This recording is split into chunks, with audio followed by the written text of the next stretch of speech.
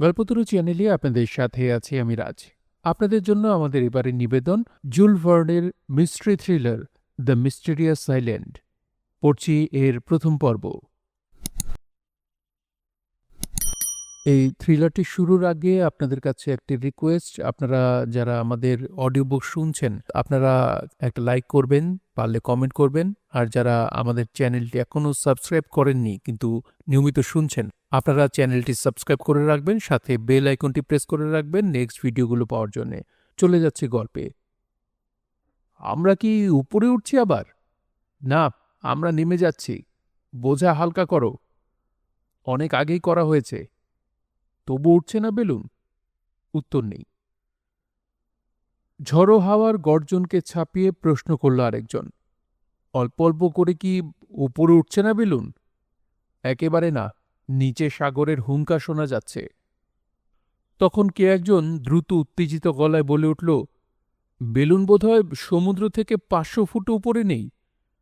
পাশের জন উত্তেজিত গলায় বলল, বেলুনের উপর থেকে সব ভার ফেলে দাও, যা আছে সব ফেলে দাও, একটু দেরি করো না।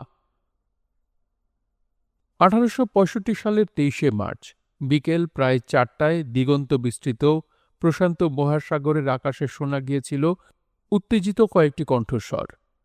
ওই বছরের 18 থেকে 26 মার্চ পর্যন্ত বয়ে যাওয়া সেই ভয়ঙ্কর ঝড় পরবর্তীকালে কিংবদন্তির রূপ নেয়।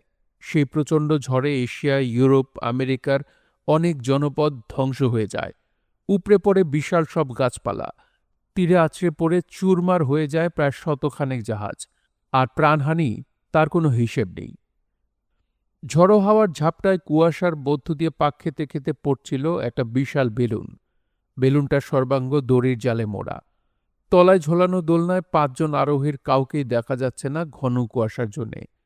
পথ হারানো বিশাল বেলুনের গায়ে ফুটো হয়ে গেছে। হু হু করে গ্যাস বেরিয়ে গিয়ে ক্রমেই চুপসে লম্বাটে হয়ে আসছে গোল বেলুন। নিচে ফুঁসছে সাগর। উথাল পাথাল ঢেউয়ের উপর আছড়ে পড়তে যাচ্ছে বেলুনের আরোহীরা। অথচ ধারে কাছে ডাঙা আছে কিনা বোঝা যাচ্ছে না কুয়াশার জন্যে। 24 মার্চ সকাল। আরও চুপসে গেছে বেলুন। এবার কি করব? জিজ্ঞেস করল একজন। উত্তর দিল না কেউ। বেলুন আরও নিচে নেমে এলো। পানিতে ডুবেই মরব তাহলে, বলল আরেকজন। দূর, এত ভেঙে পড়ার কি আছে? সব জিনিস কি ফেলে দেওয়া হয়েছে? না, $4000 ভর্তি থলেটা এখনো আছে। কথা শেষ হবার সাথে সাথেই দোলনা থেকে ছিটকে বাইরে পড়ল কাঁচা টাকার বস্তা। সামান্য উপরে উঠল বেলুন, কিন্তু বেশ বোঝা গেল একটু পরই নামতে শুরু করবে আবার। অথচ ফেলার মতো আর কিছু নেই বেলুনে। হঠাৎ মনে করিয়ে দিল একজন, দোলনাটা তো ফেলা হয়নি এখনো। ভারী উইল কাঠের তৈরি দোলনাটা, পানিতেও ভাসবে না। সাথে সাথেই কাজে লেগে গেল অভিযাত্রীরা। বেলুনের গায়ে মোড়া দড়ির জালের সঙ্গে নিজেদের ভালো করে বেঁধে নিয়ে দোলনার দড়ি কেটে দিল ওরা। দোলনা ফেলতেই অনেক হালকা হয়ে গেল বেলুন। এক লাফে উঠে গেল 1000 ফুট। কিন্তু তাতেই বা কি? অত বড় ফুটো দিয়ে গ্যাস বেরোতে থাকলে কতক্ষণ আর টিকতে পারে বেলুন? কিছুক্ষণ পরই টলমল করে নামতে নামতে বিকেল 4টে নাগাদ আবার পানির 500 ফুটের মতো উপরে নেমে এলো সেটা। এমন সময় ঘেউ ঘেউ করে চেঁচাতে শুরু করল কুকুরটা। কিছু দেখল নাকি টম? সঙ্গে সঙ্গে চেঁচিয়ে উঠল আরেকজন, ডাঙা ডাঙা, ওই যে ডাঙা দেখা যাচ্ছে। শেষ পর্যন্ত সত্যি ডাঙার দেখা মিলল, একেবারে বেলুনের গতিপথেই। আর মাত্র ঘণ্টাখানেক টিকে থাকতে পারলেই মাইল 30 দূরের স্থলভূমিতে পৌঁছে যেতে পারবে ওরা। কিন্তু 1 ঘণ্টা টিকবে কি বেলুন? আরও বেরিয়ে গেল বেলুনের গ্যাস। সাগরের ঢেউ ছুঁয়ে ছুঁয়ে উড়ে চলল বেলুন। তলার দিকটা পানির ঝাপটায় ভিজে গেছে। আরোহীরাও শুকনো নেই কেউ। সাঁতার কাটার সুবিধের জন্য শরীর থেকে বাঁধন খুলে ফেলার হুকুম দিলেন নেতা। প্রচণ্ড উৎকণ্ঠার মাঝে কাটল আরও 8 ঘণ্টা। হঠাৎ একটা ঘূর্ণি হাওয়ার ধাক্কায় বেশ খানিকটা উপরে লাফিয়ে উঠল বেলুন। দড়ি ধরে ঝুলে রইল আরোহীরা। তীরে পৌঁছতে আর মাত্র 8 মাইল বাকি। বাঁচার আশা ফিরে এলো আরোহীদের মনে।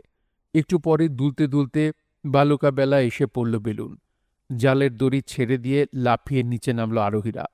একসাথে এত ওজন কমে যাওয়াতে ছিটকে আকাশে উঠে গেল প্রায় চুপসানো বেলুন।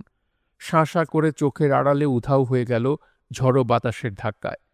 কিন্তু তাতে বিন্দুমাত্র চিন্তিত হল না আরোহীরা। খুশিতে ধেই ধেই করে নাচতে শুরু করল সবাই। হঠাৎ মুখের হাসি মিলে গেল সবার। ক্যাপ্টেন সাইরাস হার্ডিং আর তার প্রিয় কুকুর টপ ওদের মাঝে নেই। সমস্ত আমেরিকা জুড়ে তখন গৃহযুদ্ধের তাণ্ডবলীলা চলছে।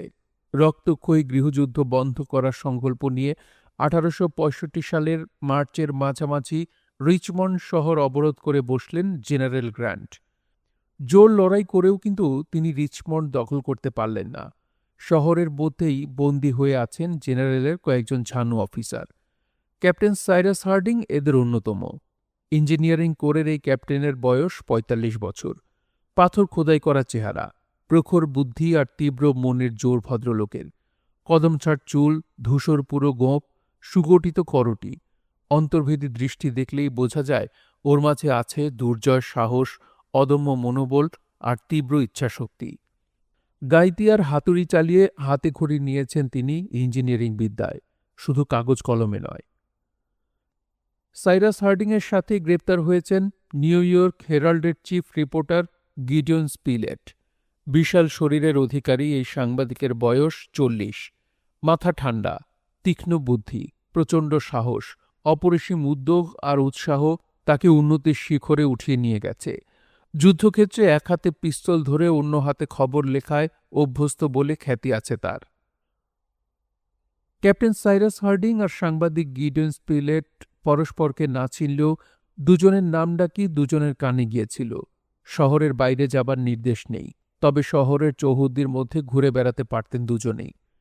এভাবেই হঠাৎ একদিন আলাপ হয়ে যায় ওদের। এরপর থেকে উভয়ই পালাবার ফিকির খুঁজতে শুরু করলেন। এর মাঝে একদিন চালাকি করে শহরে ঢুকে পড়ল ক্যাপ্টেন হার্ডিংয়ের পুরনো ভৃত্য নেব, অর্থাৎ নেবুশেড নেজার। অত্যন্ত প্রভুভক্ত নেবকে বহু আগেই দাসত্ব থেকে মুক্তি দিয়েছেন হার্ডিং, কিন্তু ভূতপূর্ব বণিক শত্রুদের হাতে পড়েছেন শুনে জান বাজি রেখে ছুটে এসেছে নেব। সাথে করে নিয়ে এসেছে হার্ডিংয়ের প্রিয় কুকুর টপকেও। মহা ফাঁপড়ে পড়লেন রিচমন্ডের শাসনকর্তা জেনারেল লি। জেনারেল গ্র্যান্ট শহর অবরোধ করে বসে থাকায় তিনি বাইরে থেকে খবর আনা নেওয়া করতে পারছেন না, হুকুম পাঠাতে পারছেন না অন্যান্য সেনাপতিদের কাছে। কাজেই অনেক বুদ্ধি খাটিয়ে একটা বেলুন বানালেন জেনারেল লি। তাঁর জনা কয়েক লোককে বেলুনে করে পাঠিয়ে দেবেন অন্যান্য সামরিক অফিসারদের কাছে। বেলুনের তলায় বাঁধা বিশাল দোলনায় বসবে তারা।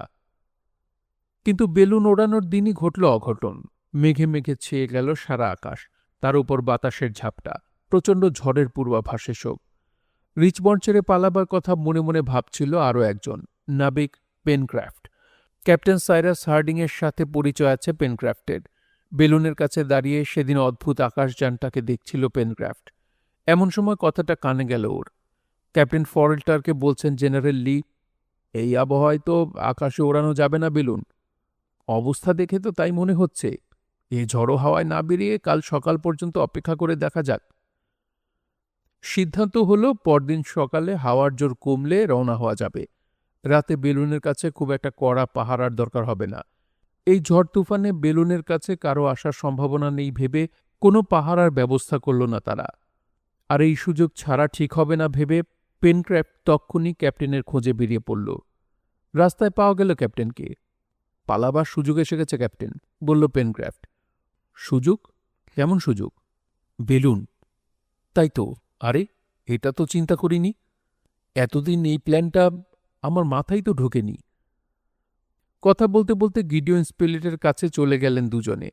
ঠিক হলো রাত 10টায় পালাবেন ওরা। ঈশ্বরের কাছে প্রার্থনা জানালেন ক্যাপ্টেন, হে ঈশ্বর, তুফান যেন আজ না কমে। যাত্রার প্রস্তুতি শুরু হলো। নিজেদের জিনিসপত্র গোছগাছ করতে চলে গেল সবাই। জিনিসপত্র গুছাতে গুছাতে কুকুরটাকে জিজ্ঞেস করলেন হার্ডিং, কিরে, আকাশে উঠতে ভয় করবে না তো তোর? উত্তরে শুধু ক্যাপ্টেনের মুখের দিকে চেয়ে লেজ নাড়ল কুকুরটা। একটু পরে জিনিসপত্র নিয়ে সেখানে এসে পৌঁছলেন স্পিলেট। আর দেরি না করে কুকুরসহ বেরিয়ে পড়লেন ক্যাপ্টেন হার্ডিং, স্পিলেট আর নেব। বেলুনের কাছে পৌঁছে দেখলেন পাহারার চিহ্ন মাত্র নেই কোথাও। বাতাসের ঝাপটায় কাত হয়ে উঠছে বেলুন। যে কোনো মুহূর্তে খুঁটি উপড়ে আকাশে উড়ে যেতে পারে।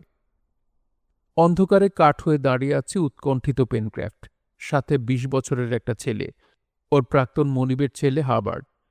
ব্যবসার উদ্দেশ্যে রিচমন্ডে এসেছিল দুজনে। ক্যাপ্টেনের দেরি দেখে ক্রমে উদ্বিগ্ন হয়ে উঠছে পেনক্রাফট। এমন সময় ঘেউ ঘেউ করে ডেকে উঠল টপ। এসে গেছেন ক্যাপ্টেন।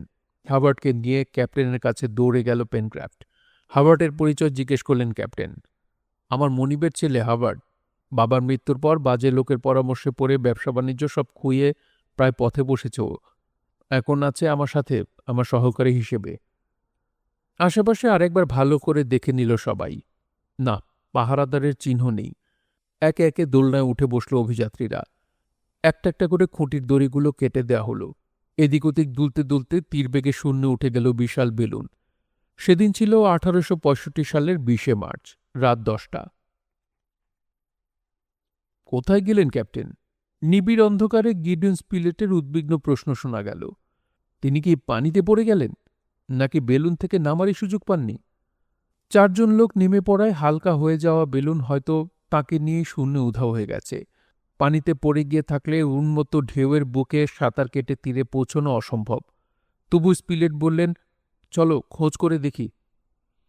ঘুটঘুটে অন্ধকারে দৃষ্টি চলে না, তবু হাতড়ে হাতড়ে এগোতে লাগলো অভিযাত্রীরা। বেলুনটা যেদিক থেকে উড়ে এসেছে সেদিকেই রওনা হলো সবাই। একটু পরপরই কেউ না কেউ ক্যাপ্টেনের নাম ধরে ডাকছে। সবচেয়ে অস্থির নেব। শেষ পর্যন্ত বলেই ফেলল সে, ক্যাপ্টেন ছাড়া এই অজানা দ্বীপে বেশি দিন টিকতে পারবো না আমরা।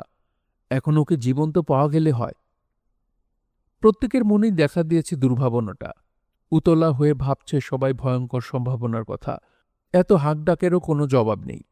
একসময় হাবার্ট বলল, কোথাও জখম হয়ে জ্ঞান হারিয়ে পড়েনি তো ক্যাপ্টেন? হঠাৎ বুদ্ধি বের করল পেনক্রাফট। বলল, যাওয়ার পথে আগুনের কুণ্ড জ্বালিয়ে গেলে একটা পথের নিশানা থেকে যাবে ক্যাপ্টেনের জন্যে। জ্ঞান ফিরে এলে নিশানা দেখে তিনি ঠিকই বুঝবেন কোন পথে এগুচ্ছি আমরা। কথাটা পছন্দ হল স্পিলেটের। নেবকে বলল, দেখো তো ধারে কাছে শুকনো কাঠ পাওয়া যায় কিনা। কিন্তু দেশলাই আছে তো সাথে? জিজ্ঞেস করল হাবার্ট। আছে, উত্তর দিল পেনক্রাফট। জামার ভেতরের পকেটে রাখায় সাগরের পানি ওটার নাগাল পায়নি। কিন্তু সমস্যা হলো শুকনো কাঠের। অনেক খুঁজেও কাঠ পেল না নেব, এমনকি ঘাস পাতাও না। ফিরে এসে বলল, না, কাঠ তো পেলামই না, একটা কুটোও নেই কোথাও। পাথর ছাড়া বোধহয় আর কিচ্ছু নেই এদেশে, বললেন স্পিলেট। অন্ধকারেই হাতড়ে হাতড়ে এগুলো ওরা। হঠাৎ সামনে একটা আওয়াজ শুনেই থমকে দাঁড়ালো। তীরে আছড়ে পড়া ঢেউয়ের শব্দ। আর এগুনো চলবে না। মনিবের নাম ধরে বার কয়েক চেঁচিয়ে ডাকল নেব, কিন্তু বৃথা। উত্তর দিলেন না ক্যাপ্টেন সাইরাস হার্ডিং। শুধু নেবের ডাক সামনে কোনো কিছুর গায়ে প্রতিধ্বনিত হয়ে ফিরে এলো। সামনে নদী, সাগর নয়, বলল পেনক্রাফট। নদীর ওপারে পাহাড়ের গায়ে ধাক্কা খেয়ে প্রতিধ্বনির সৃষ্টি হচ্ছে, খোলা সাগরে প্রতিধ্বনি হয় না। পেনক্রাফটের যুক্তিতে সায় দিলেন স্পিলেট। গাঢ় অন্ধকারে কিছুই দেখা যাচ্ছে না। নদীর তীর ধরে ঘুরতে ঘুরতে বোঝা গেল এপারের পাথরের দ্বীপটা খুব একটা বড় নয়। চারিদিকে টিলার মতো পাহাড়ে গাছপালার চিহ্ন মাত্র নেই। কোনো হিংস্র জানোয়ার আছে বলে মনে হয় না। নিশ্চিত হয়ে একটা চ্যাপ্টা পাথরের ওপর বসল সবাই। অনেকক্ষণ চুপ করে থাকার পর নীরবতা ভাঙল পেনক্রাফট। ক্যাপ্টেনকে বোধহয় আর ফিরে পাব না। কিন্তু সহজে হাল ছেড়ে দেবার পাত্র নন স্পিলেট। বললেন, ভালো করে খুঁজলে নিশ্চয়ই পাওয়া যাবে ওকে। কোথায় অজ্ঞান হয়ে পড়ে আছেন কে জানে। পেনক্রাফটের কথা একটু মনক্ষুণ্ণ হল নেব। বারবার মৃত্যুর মুখ থেকে যিনি বেঁচে এসেছেন, পানিতে ডুবে মরার পাত্র তিনি নন। নিজের হাতে ক্যাপ্টেনের মৃতদেহ স্পর্শ না করা পর্যন্ত কারো কথা বিশ্বাস করবে না সে। বাকি 3 জনের মধ্যে আলোচনা চলল সকাল হলে কিভাবে ক্যাপ্টেনের খোঁজ করা যায়। ভোর হল। আগের রাতে যেদিক থেকে প্রতিধ্বনি শোনা গেছে সেদিকে চাইল সবাই। সত্যি খরস্রোতা নদীর ওপারে ডাঙা দেখা যাচ্ছে। তন্ময় হয়ে ওদিকে চেয়ে আছেন স্পিলেট।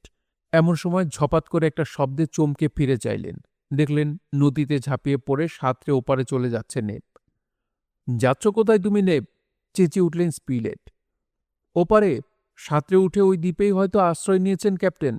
সাঁতার কাটতে কাটতেই জবাব দিল নেব। স্পিলেটও পানিতে ঝাঁপ দিতে যাচ্ছিল, কিন্তু আটকালো পেনক্রাফট। আরে করছেন কি মিস্টার স্পিলেট? নেবের মতো সাঁতার জানেন না আপনি? এই ভয়ঙ্কর খরস্রোতা নদীতে সাঁতরাতে গিয়ে জান হারাবেন নাকি? একটু অপেক্ষা করুন। ভাটার সময় নদীর পানি কমে গেলে আমরা ওপারে যাব। কিছুক্ষণেই ওপারে পৌঁছে গেল নেব। এপারের লোকদের উদ্দেশ্যে একবার হাত নেড়ে লম্বা পা ফেলে অদৃশ্য হয়ে গেল পাহাড়ের আড়ালে। নিগ্রভৃত্যের প্রভুভক্তি অন্তর দুলিয়ে দিল সবার। স্থির দৃষ্টিতে ওদিকে কিছুক্ষণ চেয়ে থেকে ঘুরে দাঁড়ালেন স্পিলেট। তন্ন তন্ন করে আবার খোঁজা শুরু হলো এপারের দ্বীপটায়। কয়েক ঘন্টা গরু খোঁজা করেও পাওয়া গেল না ক্যাপ্টেনকে। ক্ষুধা তৃষ্ণায় কাহিল হয়ে গেছেন তিনজনই। নদীর পানি কমতে শুরু করেছে তখন। এ হারে কমলে বিকেল নাগাদ এক্কেবারে কমে যাবে পানি। তখন ওপারে গিয়ে দেখা যাবে খাবার কিছু পাওয়া যায় কিনা। কাল থেকে পেটে কিচ্ছু পড়েনি। বেলুনে করে প্রচুর খাবার আনা হলেও প্রাণ বাঁচাবার তাগিদে সব ফেলে দিতে হয়েছে সাগরের পানিতে। বিকেল নাগাদ নদীর জল কমে গিয়ে হাঁটু পানিতে এসে ঠেকল। সকালের ভয়ঙ্কর খরস্রোতা নদীটাকে খালি বলা চলে এখন। হেঁটে নদী পার হয়ে গেল অভিযাত্রীরা। ওপরে উঠেই নেব যে পথে গিয়েছিল সে পথে রওনা দিলেন স্পিলেট। যাবার আগে বলে গেলেন, নেবের খোঁজে যাচ্ছি আমি। খাবার আর রাতে মাথা গোজার একটা জায়গা ঠিক করে রেখো। স্পিলেট চলে যেতেই হাবার্ড আর পেনক্রেফটও হাঁটতে শুরু করল। একটু পর খুদে গ্রানাইট পাথরগুলোর পাশ কাটিয়ে এসে দাঁড়ালো একটা অপেক্ষাকৃত বড় পাহাড়ের পাদদেশে। পেনক্রেফট বলল, খাবার খোঁজার আগে চারপাশটা একবার দেখে নেওয়া দরকার, নইলে হয়তো নিজেরাই কারো খাবার হয়ে যাব। চলো পাহাড়ে উঠি। পাহাড়ে উঠতে গিয়ে বহু পাখি দেখল দুজনে। ওরা কাছ দিয়ে যেতেও উড়ে পালালো না পাখিগুলো। মানুষকে ভয় পাচ্ছে না ওরা, তার মানে কখনো মানুষ দেখেনি।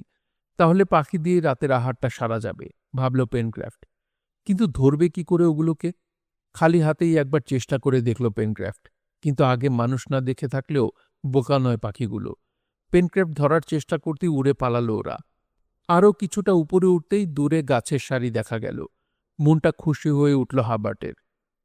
দ্বীপে যখন গাছপালা আছে, খাবারও নিশ্চয়ই আছে, তাহলে না খেয়ে মরতে হবে না আর। পাহাড় বেয়ে নামার সময় চোখে পড়ল মস্ত গুহাটা। চিমনির মতো গড়ন বলে ওই গুহাটার নাম দিল চিমনি গুহা। রাত কাটানোর উপযুক্ত জায়গা পেয়ে গিয়ে খুশি হয়ে উঠল দুজনে। সূর্য ডুবতে বেশি দেরি নেই আর। গুহাটা একবার দেখে নিয়ে খাবার জোগাড়ে বেরোবে ভেবে গুহার ভেতরে ঢুকল ওরা। খাবারের জন্য বেরোতে হলো না আর। গুহার ভেতরেই পাওয়া গেল অনেকগুলো সাগরের ঝিনুক। পেনক্রাফট নাবিক, দেখেই বুঝল জোয়ারের সময় সাগরের পানি গুহাতেও এসে ঢোকে। ঝিনুকগুলোর দিকে আর একবার চাইল পেনক্রাফট। এই ঝিনুক আগুনে ঝলসে নিলে খেতে দারুণ লাগবে। এবার চাই খাবার পানি। গুহা থেকে বেরিয়ে এসে পানির খোঁজে নিচে নামতে গিয়ে আরও খাবার পেয়ে গেল পেনক্রাফট। পাখির ডিম। পাহাড়ের খাঁজে বাসা বানিয়ে ডিম পেড়েছে পাহাড়ি পায়রা। খুশিতে নেচে উঠল হাবার্ড, বলল, তোফা তোফা, এ যে একেবারে শাহী আয়োজন হয়ে গেল দেখছি। কিন্তু পেনক্রাফট ভাবছে অন্য কথা। পানি, খাবার পানি কোথায়? পানি ছাড়া তো বাঁচা যাবে না। নিচে নামতে নামতে দেখল ওদিকে পাহাড়ের পাশ ঘেঁষে এদিকে আসছে দুজন লোক, নেব আর স্পিলেট। ওদের দেখে চেঁচিয়ে বললেন স্পিলেট, ক্যাপ্টেনকে পাওয়া গেল না। অনেক খুঁজলাম, কিন্তু ক্যাপ্টেনের পায়ের ছাপ পর্যন্ত চোখে পড়ল না। একটু থেমে আবার বললেন, খাবারের জোগাড় করেছ? তা করেছি, জবাব দিল পেনক্রাফট। কিন্তু পানির কি হবে? তার জন্য ভাবনা নেই, একটা মিষ্টি পানির হ্রদ পেয়ে গেছি আমরা। আমি আর নেব প্রাণ ভরে পানি খেয়ে এসেছি। দুটো রুমাল ভিজিয়ে এনেছি তোমাদের জন্যে। একটু নিংড়েই আপাতত সেরে নাও কাজটা। শুকনো কাঠ জোগাড় করে গুহা এসে ঢুকল ওরা। খেতে পাবে সেই আশায় উৎফুল্ল অভিযাত্রীরা। চিন্তিত কেবল পেনক্রাফট। ওর দেশলাইয়ের বাক্সটি হারিয়ে গেছে। ওর কথা শুনে মুচকি হাসলেন স্পিলেট। পকেটে হাত দিয়ে শেষ সম্বল একটা মাত্র কাঠি বের করে দিলেন নাবিকের হাতে। এটা পেয়ে দুশ্চিন্তা আরও বেড়ে গেল পেনক্রাফটের। যদি অন্য কিছুতে আগুন ধরাবার আগে কাঠিটা নিভে যায়। স্পিলেটের নোটবইয়ের একটা পাতা ছিঁড়ে পাকিয়ে নিল পেনক্রাফট। তারপর একটা শুকনো পাথর কুড়িয়ে নিয়ে ওতে ঘষল দেশলাইয়ের কাঠিটা। জ্বলল না। ভয়ে ভয়ে হাবার্ডকে ডাকল সে। ভয় পেয়েছে হাবার্ডও। তবে ঘষে ঘষে শেষ পর্যন্ত হাবার্ডই কাঠিটা জ্বালালো। প্রথমে পাকানো কাগজটায় আগুন ধরিয়ে দিল। শুকনো ঘাস পাতা এক জায়গায় জড়ো করে ওতে আস্তে করে রাখল জ্বলন্ত কাগজ। দাউ দাউ করে আগুন ধরে গেল ঘাস পাতায়। এবার একটা একটা করে শুকনো কাঠে আগুন ধরিয়ে বড়সড় আগুনের কুণ্ড বানিয়ে ফেলা হলো। এর মাঝে তারা খাওয়া দাওয়া সেরে নিল। ধীরে ধীরে রাত নামল অজানা জায়গায়, সেই সাথে কনকনে শীত। আগুনের কুণ্ড ঘিরে বসে একথা ও কথা আলোচনা করতে লাগল সবাই। কথা বলল না শুধু নেব, গভীর চিন্তায় মগ্ন হয়ে আছে সে। ভাবছে মুনিবের কথা। বেলুন থেকে নামার পর কি কি জিনিস আছে তার একটা হিসেব তৈরি করতে বসলো সবাই মিলে। পরনের জামা কাপড় ছাড়া বিশেষ কিছুই নেই কারো। গিডেন স্পিলেটের নোটবই আর ঘড়িটা ছাড়া সব ছুঁড়ে ফেলা হয়েছে বেলুন থেকে। এক কথায় ব্যবহার করার মতো নিত্য প্রয়োজনীয় দ্রব্য কিছুই নেই ওদের কাছে। থাকার জায়গা ঠিক হয়ে গেছে, আর আগুন যখন জ্বলছে তা জিয়ে রাখার ব্যবস্থাও করা যাবে। পাহাড়ের খাঁজে আছে পায়রা আর তার ডিম, পানির ধারে ঝিনুক, খুঁজলে জঙ্গলে ফলমূলও পাওয়া যেতে পারে। বৃষ্টি পানির হ্রদও আছে, কাজেই প্রাণ ধারণের ব্যাপারে খুব একটা চিন্তা নেই এই মুহূর্তে। ঠিক হলো আশপাশের পাহাড় জঙ্গল দ্বীপ ঘুরে দেখবে ওরা। পায়রার ডিম আর ঝিনুক দিয়ে নাস্তা হলো সেদিন।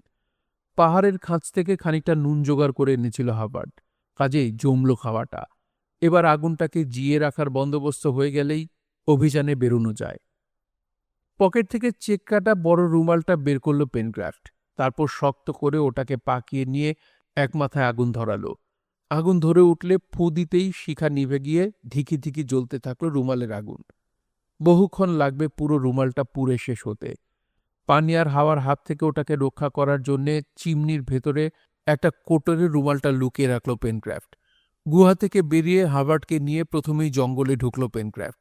গাছের একটা ডাল ভেঙে চলনসই একটা গদা বানিয়ে নিল সে। ছুরি নেই, কাজেই পাথরে ঘষে ডালটার একটা মাথা কিছুটা চোখা করে নিল। জঙ্গলে মানুষবাসের কোনো চিহ্নই পাওয়া গেল না, তবে চতুষ্পদ জানোয়ারের পায়ের দাগ আছে। চুপচাপ এগিয়ে চলল দুজনে। 1 ঘন্টা হেঁটেও মাইলখানেক পথ অতিক্রম করতে পারল না। খাওয়ার মতো ফলমূল চোখে পড়ছে না, এমনকি একটা নারকেল গাছও নেই। এ কেমনতর জায়গা! এক জায়গায় অনেকগুলো বুনো পাখির দেখা পাওয়া গেল। ছোট আকারের এই পাখিগুলোর পালকের রং বিচিত্র। লম্বা লম্বা ঝুলিয়ে এডালে ওডালে নেচে বেড়াচ্ছে। ঘাস থেকে একটা পালক কুড়িয়ে তীক্ষ্ণ চোখে পরীক্ষা করল হাবার্ড। বলল, মনে হচ্ছে এগুলো করকাস জাতীয় পাখি। খেতে ভালো তো? জানতে চাইল পেনক্রাফট। ভালো মানে একেবারে বনমোরগের মতো। পা টিপে টিপে একটা নিচু ডালের সামনে গিয়ে দাঁড়ালো দুজনে। পোকা খাওয়ার জন্যে ডালটাতে এসে জমেছে পাখিগুলো। হঠাৎ লাফিয়ে উঠে কাস্তে দিয়ে কোপ মারার মতো করে গদা চালালো পেনক্রাফট। নিরীহ পাখিগুলো পালানোর চেষ্টাও করল না। টপাটপ পড়ল একটার পর একটা। পাখিগুলোকে একটার সাথে আরেকটা বেঁধে মালার মতো করে গলায় ঝুলিয়ে নিল দুজনে। তারপর আবার হাঁটতে শুরু করল। টপ থাকলে হয়তো ঘাসের ভেতর তাড়া করে খরগোশ ধরে ফেলতে পারত এক আধটা। দুপুরের একটু পরে এক জায়গায় নতুন ধরনের অনেকগুলো পাখি দেখা গেল। কর্কশ তীক্ষ্ণ ওদের গলার স্বর। পাখিগুলোর ডাকে কেঁপে কেঁপে উঠছে বনভূমি। ধরতে গিয়েই টের পেল পেনক্রাফট হাবার্টের বনমোরগের মতো বোকা নয় পাখিগুলো। সহজ হবে না দেখে অন্য ফন্দি বের করল সে। সরু লতা একটার মাথায় আরেকটা বেঁধে 10-12 ফুট লম্বা করে নিল। লতার এক মাথায় বাবলার কাঁটা বাঁধিয়ে বাঁধল শক্ত করে। মাটি থেকে লাল কেঁচো তুলে গেঁথে দিল কাঁটায়। গোটা ছয়েক পাখির বাসায় রেখে এলো এ ধরনের হাতে বানানো বড়শি। নিজেরা লুকিয়ে রইল ঝোপের আড়ালে। পাখিগুলো উড়ে এসে বাসায় বসতেই লতার অন্য মাথা ধরে আস্তে করে ঝাঁকুনি দিল পেনক্রাফট। কেঁচোগুলো কিলবিলিয়ে উঠতেই ওদের উপর ঝাঁপিয়ে পড়ল পাখির দল। হ্যাচকা টান মারল পেনক্রাফট। ব্যাস, বড়শিতে মাছ গাঁথার মতো কাঁটা আটকে গেল পাখির ঠোঁটে। ডাঙায় বড়শি ফেলে পাখি শিকার, আশ্চর্য ব্যাপার। মজা পেয়ে শিশুর মতো হাততালি দিয়ে লাফাতে লাগলো হাবার্ট। এই অদ্ভুত বুদ্ধি বের করায় পেনক্রাফটের তারিফ করতে লাগলো সে। ব্যাপারটা নতুন কিছু নয়, বহু যুগ ধরেই কায়দাটা জানে নাবিকরা। গুহায় এসে ঢুকল ওরা। গরম গরম ঝিনুক পোড়া, ডিমের অমলেট আর পাখির কাবাব খেয়ে আরামে ঢেকুর তুলল। তারপর গোল হয়ে অগ্নিকুণ্ডের ধার ঘেঁষে শুয়ে পড়ল। দারুণ পরিশ্রম গেছে সারাটা দিন। শুতে না শুতেই ঘুম এসে গেল চোখের পাতায়। কিন্তু ওদের সাথে যোগ দিল না নেব। কিছু খেল না। অনেক খোঁজাখুঁজি করেও মুনিবকে না পেয়ে খুবই মুষড়ে পড়েছে বেচারা। সকাল থেকে কোথাও পাওয়া গেল না নেবকে। খুঁজে খুঁজে হয়রান হয়ে গেল তিনজনে, কিন্তু কোনো হদিস করতে পারল না। শেষ পর্যন্ত ভাবল ওরা কোথায় গেছে নেব, সময় হলে ফিরবে। কিন্তু ফিরল না নেব। সারাদিন অপেক্ষা করেও যখন নেবকে ফিরতে দেখল না ওরা, ধরেই নিল মুনিবের খোঁজে গেছে নেব। ক্যাপ্টেনকে না পেলে আর ফিরবে কিনা তাই বা কে জানে। বিকেলের দিকে তুমুল ঝড় উঠল। একে দারুণ শীত, তার উপর তুফান। গুহা থেকে আর বেরোতে পারল না কেউ। শীতে কাঁপতে কাঁপতে কুঁজো হয়ে আগুনের পাশে বসে রইল অভিযাত্রীরা। ঝড়ের দাপটে ক্ষেপে গেছে তীব্র খরস্রোতা পাহাড়ি নদী। কানে আসছে বাইরে পাহাড়ের গায়ে পাথর গড়িয়ে পড়ার শব্দ। রাতটা কি করে কাটাবে কে জানে। একটানা ঝড়ের গর্জন শুনতে শুনতে একটু তন্দ্রা মতো এসেছিল অভিযাত্রীদের। হঠাৎ তন্দ্রা ছুটে গেল স্পিলেটের। তখন মাঝরাত পেরিয়ে গেছে। কান পেতে কিছু শোনার চেষ্টা করলেন তিনি। ঝড়ের প্রলয়ঙ্করী আওয়াজের মাঝে একটা অদ্ভুত শব্দ শোনা যাচ্ছে। কুনু দিয়ে গুতা মারলেন তিনি পেনক্রাফ্টের পাঁজরে। ধর্মর করে উঠে বসল পেনক্রাফ্ট। কিছু শুনেছ পেনক্রাফ্ট? হঠাৎ ঘুম ভেঙে উঠে বসায় প্রথমে কিছুই শুনতে পেল না পেনক্রাফ্ট। একটু পর সামলে নিয়ে কান খাড়া করে শোনার চেষ্টা করল। তারপর হেসে বলল, স্বপ্ন দেখছেন নাকি? তুফানের আওয়াজ ছাড়া কিছুই তো শোনা যাচ্ছে না। ভালো করে শোনো। আর একটু শুনেই লাফিয়ে উঠল সে। আরে তাই তো, কুকুর ডাকছে নাকি? কুকুরই, সায় দিল হাবার্ট। ওদের কথাবার্তায় ঘুম ভেঙে গেছে ওরও। এবার স্পষ্ট শোনা যাচ্ছে কুকুরের ঘেউ ঘেউ। এখানে কুকুর? তবে কি জঙ্গলে অসভ্যদের বাস আছে? কুকুর নিয়ে শিকারে বেরিয়েছে ওরা? কিন্তু এই দুর্যোগের রাতে কেন? গুড়ি মেরে গুহার মুখে এগিয়ে গেল ওরা। নাকটা থেমে থেমে একবার এদিক একবার ওদিক থেকে আসছে। তাহলে কি দুদিক থেকেই আসছে শিকারীর দল? ক্রমশ গুহার দিকে এগিয়ে আসছে কুকুরের ডাক। আরও কাছে আসতেই বললেন স্পিলেট, টপের ডাক না তো?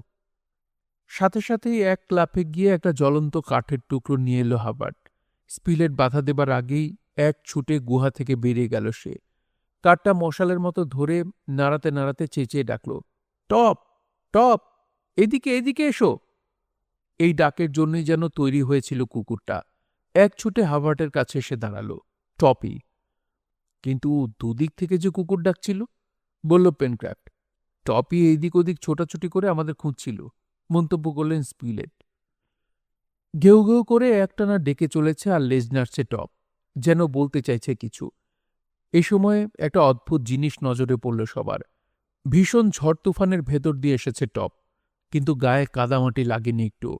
তেমন একটা পরিশ্রান্ত হয়নি সে। আশ্চর্য, এ কোন রহস্যের শুরু? কিন্তু এ নিয়ে বেশিক্ষণ মাথা ঘামাল না কেউ। স্পিলেট বললেন, মনে হচ্ছে টপ কিছু বলতে চাইছে আমাদের। আমাদের কোথাও নিয়ে যেতে চায়। দেখছেন না কেমন ছটফট করছে, বলল হাবার্ট। হয়তো ওর মনিবের কাছেই নিয়ে যেতে চাইছে আমাদের, বললেন স্পিলেট। সাথে সাথেই তৈরি হয়ে নিল সবাই। আগুনে কয়েকটা শুকনো কাঠ ছুড়ে দিল পেনক্রাফ্ট। তারপর সাথে কিছু খাবার নিয়ে টপের পিছু পিছু রওনা দিল তিনজন। অন্ধকারে পরস্পরের হাত ধরে টপের ডাক অনুসরণ করে এগিয়ে চলেছে ওরা। পেছনে এক নাগারে ঝাপটা মেরে চলেছে শীতের ঝড়ো হাওয়া। কতক্ষণ এভাবে হেঁটেছে বলতে পারবে না ওরা। অনেকক্ষণ পর অন্ধকার ফিকে হতে শুরু করল। পূব দিগন্তে আলোর আভাস। টপকে দেখা যাচ্ছে এখন। একটা পাহাড়ে চড়ছে টপ। আরও অনেক চড়াই উতরাই বালি আর কাঁকড়ে ভরা পাহাড়ি পথ পেরিয়ে গেল টপ। সাথে সাথে অভিযাত্রীরাও। শেষ পর্যন্ত একটা গুহার কাছে এসে দাঁড়ালো টপ। ঘুরে দাঁড়িয়ে একবার চাইল ওদের দিকে। তারপর ঢুকে গেল গুহার ভেতর। দেখাদেখি ঢুকে পড়ল তিন অভিযাত্রীও। একটা ঘাসের বিছানার পাশে চুপচাপ বসে আছে নেপ। বিছানায় পড়ে রয়েছে একটা অনড় দেহ, ক্যাপ্টেন সাইরাস হার্ডিং। ওরা ঢুকতেও ফিরে চাইল না নেপ, যেন শুনতেই পায়নি। ক্যাপ্টেনের দেহে প্রাণ আছে কিনা জানতে চাইল পেনক্রাফ্ট, কিন্তু উত্তর দিল না নেপ। তবে কি সত্যিই মারা গেছেন ক্যাপ্টেন? অনুমানের ওপর কখনো ভরসা করেন না স্পিলেট। এগিয়ে গিয়ে উবু হয়ে বসলেন ক্যাপ্টেনের পাশে। নাড়ি দেখলেন, বুকে কান পেতে শুনলেন। তারপর আস্তে করে বললেন, বেঁচে আছেন, কিন্তু নাড়ির গতি অত্যন্ত ক্ষীণ। এক লাফে স্পিলেটের পাশে এসে বসল পেনক্রাফ্ট। ক্যাপ্টেনের বুকে কান পেতে সেও শুনল হৃৎপিণ্ডের শব্দ। বেঁচেই আছে ক্যাপ্টেন। গুহা থেকে ছুটে বেরিয়ে গেল হাবার্ট। কোত্থেকে যেন রুমাল ভিজিয়ে আনল। ভিজে রুমাল দিয়ে ক্যাপ্টেনের শুকনো ঠোঁট মুছে দিলেন স্পিলেট। একটু পরই আস্তে করে নিঃশ্বাস ফেললেন ক্যাপ্টেন। ভয় নেই নেব, বললেন স্পিলেট। এই যাত্রা মরবেন না উনি, বাঁচবেন। লাফ দিয়ে উঠে দাঁড়ালো নেব। বলুন, কি করলে জ্ঞান ফেরানো যাবে, ওর চাঙ্গা করা যাবে? তাড়াহুড়ো করলে কাজ হবে না নেব।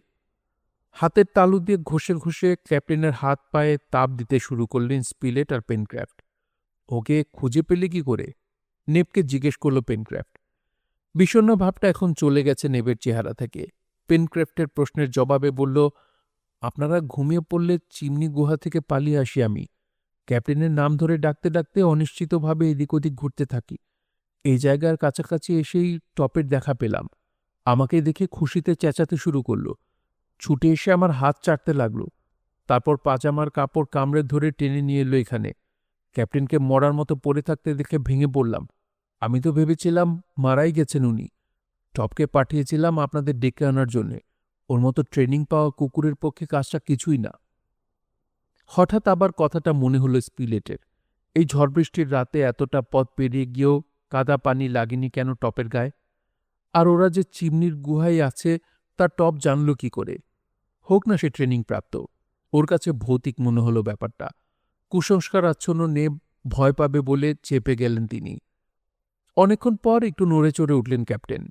একটা হাত তোলার চেষ্টা করলেন, পারলেন না। আরও কিছুক্ষণ ঘষাঘষির পর ঠোঁট দুটো নড়ে উঠল ক্যাপ্টেনের।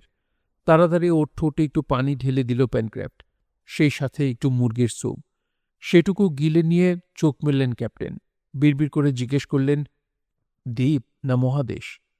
সে কথা পরে হবে, বিস্মিতভাবে বলল পেনক্রাফট। ভালো হয়ে নিন তো আগে। আর কোনো কথা না বলে চোখ বন্ধ করে ঘুমিয়ে পড়লেন ক্যাপ্টেন। এরকম লোক তো দেখিনি। মরতে মরতে বেঁচে উঠেছে, আর উঠেই জানতে চাইছে দ্বীপ না মহাদেশ। বিড়বিড় করে বলল পেনক্রাফট। ক্যাপ্টেন ঘুমিয়ে পড়লে হার্বার্ট আর পেনক্রাফট গুহা থেকে বেরিয়ে এলো। একটা দূরের গাছ থেকে কয়েকটা ডাল ভেঙে নিয়ে লম্বাভাবে সাজালো। তার উপর আর কয়েকটা ডাল আড়াআড়িভাবে রেখে ঘাস পাতা দিয়ে ঢেকে দিতেই স্ট্রেচারের মতো হয়ে গেল। বই নিয়ে যেতে হবে ক্যাপ্টেনকে। গভীর ঘুমের পর দুপুরের দিকে উঠে বসলেন ক্যাপ্টেন। গুহার দেয়ালে হেলান দিয়ে বসে পেনক্রাফটের দেয়া পাখির গোশত খেলেন। তা ব্যাপারটা কি ক্যাপ্টেন? পানিতেই পড়ে গেছিলেন নাকি? জিজ্ঞেস করল হাবার্ট। পানিতেই পড়েছিলাম। ঢেউয়ের ধাক্কায় হাত ফসকে যায় দড়িটা। পরেই সাঁতরাতে শুরু করলাম। সাঁতরাতে সাঁতরাতেই টের পেলাম আমি একা নই, আমার সামনেও কেউ সাঁতরাচ্ছে। একটু পরেই চেঁচামেচি শুরু করল টপ। আমাকে পড়ে যেতে দেখে সেও সাগরে লাফিয়ে পড়েছে। একটু জিরিয়ে নিয়ে আবার বলতে শুরু করলেন ক্যাপ্টেন। কিন্তু কতক্ষণ আর ওই উত্তাল ঢেউয়ের সাথে লড়াই করা যায়? হাতে পায়ে খিল ধরে গেছে। তারপরই জ্ঞান হারালাম। জ্ঞান হলে দেখি আমার জামা কাপড় কামড়ে ধরে টানাটানি করছে টপ। আবার সাঁতরাতে চেষ্টা করতেই পায়ের নিচে মাটি ঠেকল। টলতে টলতে ডাঙায় উঠে দ্বিতীয়বার জ্ঞান হারালাম। আর কিছু মনে নেই। আশ্চর্য! চোখ কপালে তুলল পেনক্রাফট। ফিরে উঠেই জ্ঞান হারালেন? তাহলে তীর থেকে মাইলখানেক দূরের এই গুহা এলেন কি করে? টপ নিশ্চয়ই বয়ে আনেনি। ওর পক্ষে সেটা সম্ভবও নয়। তাই নাকি? নিজেও আশ্চর্য হলেন ক্যাপ্টেন। আমি ভেবেছিলাম তোমরাই আমাকে এই গুহায় বয়ে এনেছ। সত্যিই আশ্চর্য। আমি নিজে হেঁটে আসিনি এ কথা ঠিক। তাহলে এই উপকারটুকু কে করল? আমরা ছাড়া আর কেউ আছে এই দ্বীপে? এখনো দেখিনি কাউকে, বলল স্পিলেট। তবে আছে বলে মনে হয় না। পাখিগুলো মানুষকে ভয় পায় না, কারণ এর আগে মানুষ দেখেনি। হঠাৎ কি কারণে যেন উত্তেজিত মনে হলো ক্যাপ্টেনকে। বললেন, পেনক্রাফট, গুহার বাইরে পায়ের ছাপ নিশ্চয়ই আছে, কারণ তোমরা ঢুকেছ, বেরিয়েছ। দেখো তো এছাড়া কোনো পায়ের ছাপ আছে কিনা, যার সাথে আমার জুতোর ছাপ মিলে যায়। পাওয়া গেল। অনেকগুলো ছাপের সাথে মিলে গেল ক্যাপ্টেন সাইরাস হার্ডিংয়ের জুতোর ছাপ। তার মানে পানি থেকে উঠে এখান পর্যন্ত হেঁটেই এসেছেন ক্যাপ্টেন। পেনক্রাফট এসে কথাটা জানাতেই ক্যাপ্টেন বললেন, তাহলে ঘুমের ঘোরে টহল দেওয়ার পুলিশ ডিপার্টমেন্টের সেই প্রবাদটা সত্যি। ঘোরের মাঝে হেঁটেছি আমি, পথ দেখিয়ে নিয়ে এসেছে টপ। টপ আয়তো এদিকে। এক লাফে মরিবের কাছে এসে দাঁড়ালো প্রভুভক্ত কুকুর। ওর পিঠটা চাপড়ে দিলেন ক্যাপ্টেন। কিন্তু সন্দেহ থেকে গেল স্পিলেটের মনে। হতচ্ছাড়া এই জায়গায় এ আরেক রহস্য নয় তো? আর দেরি করার কোনো মানে হয় না। চিমনি গুহায় ফিরে যাওয়া উচিত। বাইরে থেকে ঘাসপাতার গদিওয়ালা স্ট্রেচারটা নিয়ে আসা হলো। ধরাধরি করে তার উপর শুইয়ে দেওয়া হলো ক্যাপ্টেনকে। পেনক্রাফট আর নেব স্ট্রেচারটা কাঁধে তুলে নিতেই রওনা দিল সবাই। বিকেল 5:30টার দিকে চিমনি গুহায় পৌঁছল ওরা। বালির ওপর নামিয়ে রাখা হলো স্ট্রেচার। তখনও ঘুমাচ্ছেন ক্যাপ্টেন। চিমনি গুহার কাছে এসে অবাক হয়ে গেল সবাই। চেনাই যাচ্ছে না আর এলাকাটাকে। ঝড়ের দাপটে পাহাড় থেকে গড়িয়ে পড়েছে বিশাল সব পাথর। অনেকগুলো আবার সাগরের তীর পর্যন্ত পৌঁছে গেছে। গুহার মুখে পড়ে থাকা কয়েকটা পাথরের গায়ে সামুদ্রিক গুল্ম লেগে আছে। এখানে ওই গুল্ম এলো থেকে? তবে কি সাগরের ঢেউ এখান পর্যন্ত এসেছে? সবাই বিস্মিত হয়ে ভাবছে। হঠাৎ কি মনে হতেই এক ছুটে গুহায় গিয়ে ঢুকল পেনক্রাফট। ঢুকেই চক্ষু স্থির। ঝড়ে ফুঁসে ওঠা সাগরের উত্তাল তরঙ্গ গুহায় ঢুকে তছনছ করে দিয়ে গেছে গুহাটাকে। যেখানে অগ্নিকুণ্ডটা ছিল সেখানে ঠিক ঠিক করছে কাদা। পাগলের মতো গিয়ে আগুনের রুমালটার জন্য কোটরে হাত দিল সে। পানি লাগলো হাতে, রুমালটা নেই। তাহলে এখান পর্যন্ত উঠেছিল ঢেউ, আর এই ঢেউ ভাসিয়ে নিয়ে গেছে ওদের আগুন জ্বালাবার শেষ সম্বলটুকু। হতবুদ্ধি হয়ে দাঁড়িয়ে রইল পেনক্রাফট, কিন্তু আগুন নিভে যাওয়ায় আর কেউ ততটা মাথা ঘামাল না। হাভার্ড অবশ্য একটু ঘাবড়ে গেল। সান্ত্বনার সুরে স্পিলেট বলল, অত ভাবনার কি আছে? ক্যাপ্টেন যখন বেঁচে আছেন আগুনের অভাব হবে না। হবে না? তা আগুনটা আসবে কোত্থেকে? জানি না, তবে আগুন জ্বলবে। চুপ করে গেল পেনক্রাফট। ভাবল, আর সবাই যখন এ নিয়ে ভাবছে না, তখন ও একা ভেবে আর কি করবে। গুহার ভেতর একটা অপেক্ষাকৃত শুকনো জায়গায় সামুদ্রিক গুল্ম আর ঘাস পাতা বিছিয়ে বিছানা তৈরি করে তাতে শোয়ানো হলো ঘুমন্ত ক্যাপ্টেনকে। ঘুম এখন তার দরকার। রাত নামতেই শীতের প্রকোপও বাড়ল। নিজেদের কোট ওভারকোট গা থেকে খুলে নিয়ে ক্যাপ্টেনকে ঢেকে দিল অভিযাত্রীরা। ঝড়ের ধাক্কায় চিমনি গুহার গা থেকে অনেকগুলো পাথর খুলে পড়ে গিয়ে ফোকরের মতো হয়ে গেছে। হু হু করে কনকনে ঠান্ডা হাওয়া ঢুকছে সেসব ফোকর দিয়ে। শুকনো শ্যাওলা জড়ো করে পাথর ঠুকে আগুন জ্বালাতে চেষ্টা করল পেনক্রাফট। কাজ হল না। কাঠে কাঠে ঘষে নাকি আগুন জ্বালায় কোন কোন দেশের অসভ্য লোকেরা। কাজেই নেব আর পেনক্রাফট দুটো করে কাঠ নিয়ে ঘষতে শুরু করল। এই প্রচণ্ড ঠান্ডায় দরদর করে ঘামতে লাগলো দুজন, কিন্তু আগুন জ্বলল না। খানিক চেষ্টার পর বিরক্ত হয়ে দুজনেই ছুঁড়ে ফেলে দিল কাঠের টুকরো।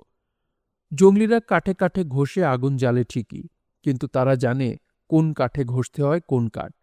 সব কাঠ ঘষলেই আগুন জ্বলে না। ফেলে দেয়া দুটো কাঠের টুকরো নিয়ে এবার ঘষতে শুরু করল হাভার্ড। শব্দ করে হেসে ফেলল পেনক্রাফট। হাভার্ডও হাসল, বলল, আগুন জ্বালাবার জন্য ঘষছি না আমি পেনক্রাফট। এভাবে পরিশ্রম করলে আর কিছু না হোক গা তো গরম হবে। আরও গভীর হল রাত। চুপচাপ ওদের কাণ্ড কারখানা দেখছিল স্পিলেট। এবার লম্বা করে হাই তুলে চিত হয়ে শুয়ে পড়লেন বালির ওপর। একটু পর বাকি তিনজনও শুয়ে পড়ল। গুহার মুখের কাছে শুয়ে পাহারা দিতে থাকল টপ। পরদিন সকাল ৮টায় ঘুম ভাঙল ক্যাপ্টেনের। সঙ্গীরা তাকে ঘিরে বসে আছে। চোখ খুললে আগের দিনের মতোই জানতে চাইলেন তিনি, দ্বীপ না মহাদেশ। এখনও জানি না ক্যাপ্টেন, উত্তর দিল পেনক্রাফট। জানো না? আপনি সেরে উঠলেই জানা যাবে। তাহলে সেরে গেছি আমি। একটু চেষ্টাই সোজা হয়ে দাঁড়িয়ে পড়লেন ক্যাপ্টেন। বেশ কাহিল লাগছে। খাবার টাবার আছে কিছু? খাবার আছে, তবে আগুনের কোনো ব্যবস্থা নেই, বলল পেনক্রাফট। সব শুনে ক্যাপ্টেন বললেন, চিন্তার কিছু নেই, দেশলাই বানিয়ে নিব। দেশলাই বানাবেন? হ্যাঁ, দেশলাই। কি বলছিলাম না? নাবিকের পিঠ চাপড়ে আশ্বাস দিলেন সাংবাদিক। কিছু সামুদ্রিক গুল্ম আর ঝিনুকের শ্বাস খেতে দেওয়া হলো ক্যাপ্টেনকে। কয়েক মুহূর্ত খাবারের দিকে চেয়ে থেকে পানি দিয়ে ওগুলোকে গিলে ফেললেন ক্যাপ্টেন। তারপর সবাইকে নিয়ে গুহার বাইরে বেরিয়ে এলেন। একটা পাথরের ওপর আয়েশ করে বসে সবার উদ্দেশ্যে বললেন, তাহলে আমরা এখন কোথায় আছি তাই জানা নেই। কোনো দ্বীপে না মহাদেশে তাও না? না, বলল হাভার্ড। সেটা কালই জেনে নেব। তার আগে আমাদের করবার কিছু নেই? আছে, বলল পেনক্রাফট। কি? আগুন। তা হবে পেনক্রাফট। কাল আসার সময় পশ্চিমে একটা মস্ত পাহাড় দেখেছি। ওই পাহাড়ে চড়েই দেখতে হবে এটা দ্বীপ না মহাদেশ। তার আগে দেখছি হাত গুটিয়ে বসে থাকতে হবে। বসে থাকবো কেন? আগুন জ্বালাবেন না? সে ভাবনা তোমাকে ভাবতে হবে না পেনক্রাফট, আগুন তুমি পাবে, বললেন ক্যাপ্টেন। বন্ধুরা, আমাদের অবস্থা কিন্তু খুব ভালো ঠেকছে না। যদি এটা মহাদেশ হয় তাহলে চিন্তা নেই, লোকালয় পাবই। কিন্তু যদি দ্বীপ হয় আর জাহাজ চলাচলের বাইরে থাকে এই দ্বীপ, তাহলেই হয়েছে। বাকি জীবনটা এখানে কাটানো ছাড়া উপায় নেই। কাজেই সেজন্যে আমাদের তৈরি হওয়া দরকার। পেনক্রাফট, কিছু শিকারের প্রয়োজন। পাহাড়ে চড়তে হলে আগে গোশত খেয়ে চাঙ্গা হয়ে নিতে হবে। কিন্তু আগুন? কাঁচা গোশত কি করে খাবেন? আমার ওপর ভরসা করতে পারছো না পেনক্রাফট? বললাম তো, শিকার নিয়ে এসে দেখবে আগুন জ্বলে গেছে। পেনক্রাফট, এবার কথা বললেন স্পিলেট। বিজ্ঞানের অসাধ্য কিছুই নেই, আর ক্যাপ্টেন সাইরাস হার্ডিং বলতে গেলে একটা চলন্ত বিজ্ঞান। কিন্তু তবুও সন্দেহ গেল না পেনক্রাফটের। নেব ওর কানে কানে বলল, খামোখা সময় নষ্ট করছো নাবিক। ক্যাপ্টেন যখন বলেছেন ধরে দাও, আগুন জ্বলে গেছে। আমতামতা করে শেষ পর্যন্ত বেরিয়েই পড়ল পেনক্রাফট। নেব আর হাভার্টও সঙ্গ নিল। পেছন পেছন এলো টপ। অনেক কায়দা কৌশল আর পরিশ্রম করে একটা ক্যাপিবারার সন্ধান মিলল। কান কামড়ে ধরে ঝোপের ভেতর থেকে প্রাণীটাকে টেনে হিঁচড়ে বের করে আনল টপ। জোরাজুরি করতে গিয়ে একটা কানই ছিঁড়ে গেল ওটার। লাফ দিয়ে গিয়ে কর্দমাক্ত পুকুরে পড়ল 2.5 ফুট লম্বা বাদামি জানোয়ারটা। ব্যাস, গাছের ডালের তৈরি গদা দিয়ে ওটাকে দমাদম পেটাতে শুরু করল 3 জন অভিযাত্রী। অল্পক্ষণে মারা গেল প্রাণীটা।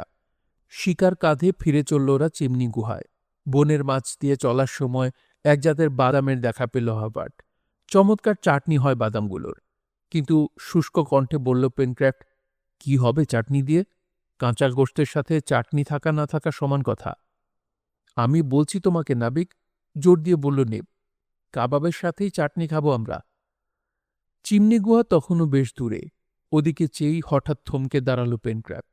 নিজের চোখকেও বিশ্বাস করতে পারল না সে। চিমনি গুহার ভেতর থেকে ভলকে ভলকে আকাশে উঠে যাচ্ছে কালো ধোঁয়া। ধোঁয়া মানে আগুন?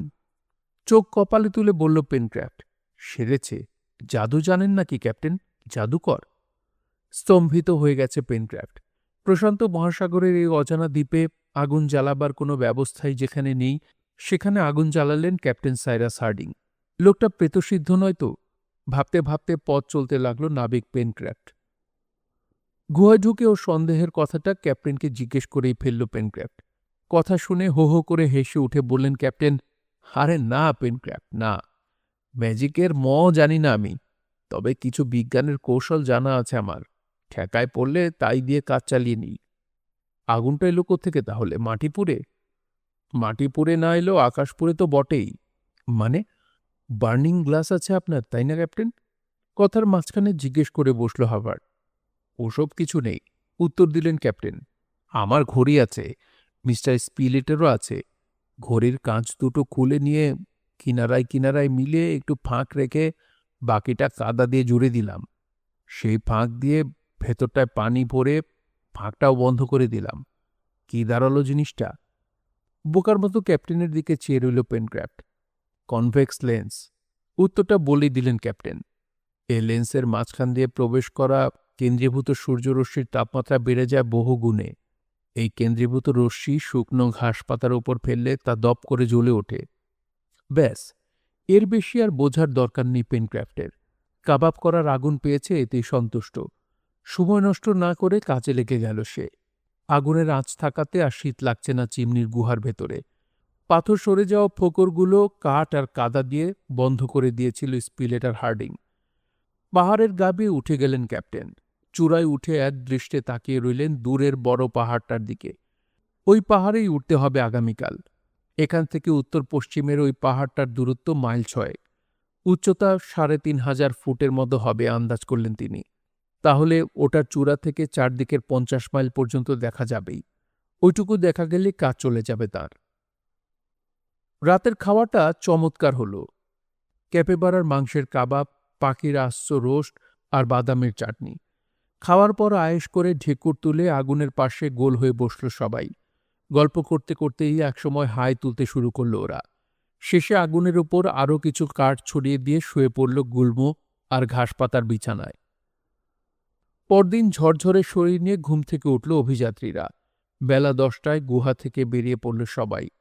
জঙ্গলের কাছে গিয়ে পাহাড়ের চেহারাটা আরেকবার ভালো করে দেখে নিল। মোট 2টো চূড়া পাহাড়টার। একটা চূড়া 2,500 ফুটের মতো উঁচুতে, যেন ছুরি দিয়ে আগাটা খ্যাচ করে কেটে ফেলা হয়েছে। ঘন জঙ্গলে ছাওয়া মাঝখানের উপত্যকা।